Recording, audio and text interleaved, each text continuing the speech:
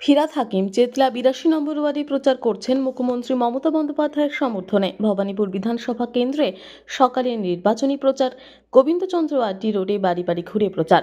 সকাল সকাল প্রচার। মুখ্যমন্ত্রীর এলাকায় ইলেকশন কমিশন অত্যাচার করছে, বিজেপি ডিরেক্ট অ্যালিগেশন কমিশনকে দিয়ে অত্যাচার করছে। আবার এলাকাতেও ৩২,০০০ আন্ডার অ্যাডজুডিকেশন আছে। মানুষ তৃণমূল কংগ্রেসের পাশে আছে, জিতবো আমরাই। শুভেন্দু অধিকারী গেরুয়া বসনপটে রামনবমীর মিছিলে আর আপনি ঘরে ঘরে প্রচারে, এটাতে কিছু যায় আসে না। নাটক করে নির্বাচন জেতা যায় না, মানুষের সাথে মানুষের পাশে থাকতে হয়। পরিযায়ী হয়ে নির্বাচন জেতা যায় না। ঘরের মেয়েকে মানুষ সমর্থন করবে, বাইরের ছেলেকে নয়। নির্বাচনী ক্যাম্প করতে না দেওয়ায় অভিযোগ শুভেন্দুর। ক্যাম্প তো আমাদেরও নেই।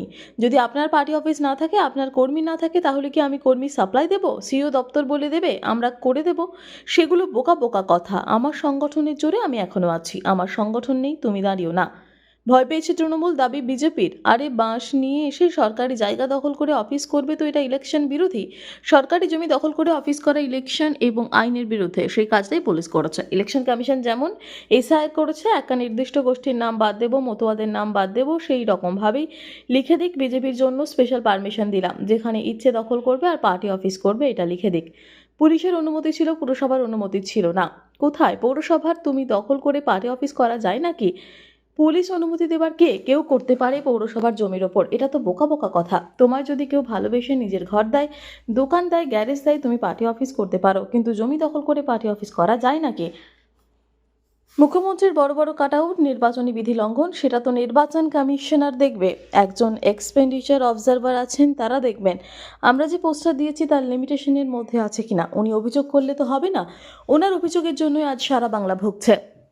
রোহিঙ্গা আর ঘুষপেটিয়া অভিযোগ করে করে নির্বাচন প্রক্রিয়াটাকেই শেষ করে দিয়েছে।